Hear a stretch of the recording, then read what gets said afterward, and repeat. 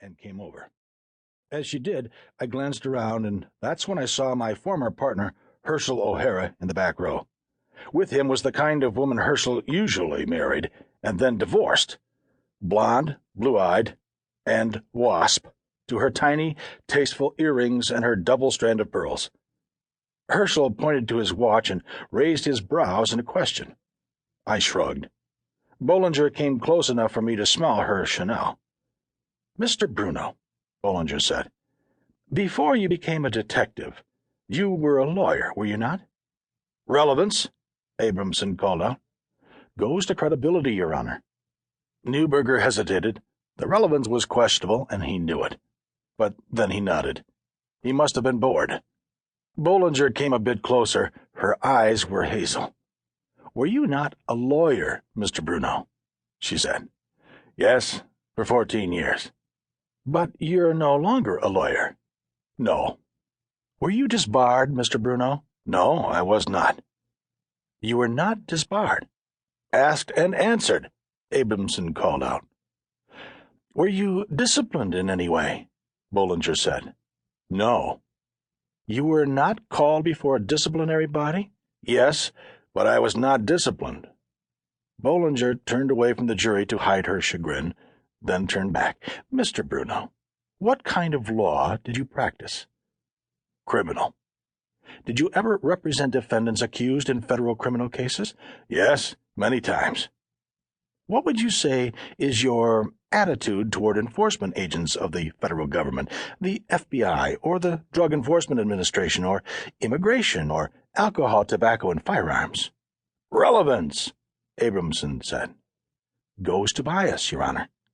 Again, Neuberger gave her some slack. "How do you feel about federal agents, Mr. Bruno? Do you consider them your enemy?" "No." "No?" "Only in the professional sense, Ms. Bollinger. They wanted to put my clients away." "Like today?" I gambled. "Your Honor, I'm confused. It's no secret that the cops and the crooks, the alleged crooks, are adversaries. By definition. I don't get what Ms. Bollinger's going after."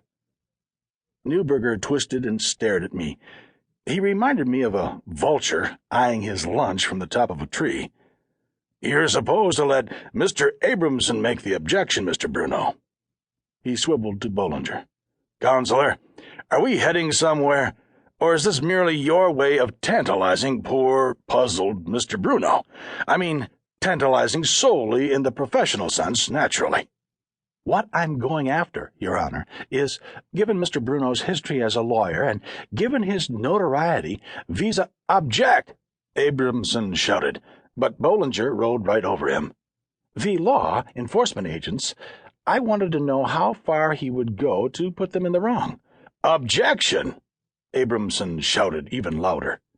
Neuberger put his handkerchief in front of his mouth and coughed, but I got the feeling that he was swallowing a laugh. He lowered the handkerchief and turned to Bollinger. "Counselor, I'm an admirer of yours, so if you insist, I'm going to allow the witness to answer. But if I don't find the answer relevant, playtime's over, and I'm going to strike everything beginning with, 'What would you say is your attitude?'" He smiled his vulture's smile. "Do you insist?" Bollinger looked as though she'd had a tooth drilled without Novocaine. She nodded deferentially and soldiered on. "Mr. Bruno, given your history of antagonism toward law enforcement personnel, how far would you go to put them in the wrong? You're under oath." I shifted to my left so I could see around her to the jury. "As far as I could." I lowered my head, raised it, and grinned. "Legally." 3 jurors grinned back at me. "Just as I assumed the cops would go as far as they could. Legally. I would not tamper with evidence, if that's what you want the jury to infer, just as I'm sure they would not tamper with evidence. Would they?" "They would not. But—" "Stop right there, Miss Bollinger," Neuberger said. She glanced at him, and the evil old bastard made her sweat, before chopping her off at the knees. "Jurors, please disregard everything from 'What would you say is your attitude towards agents of the federal government?'" Bollinger was the color of cappuccino.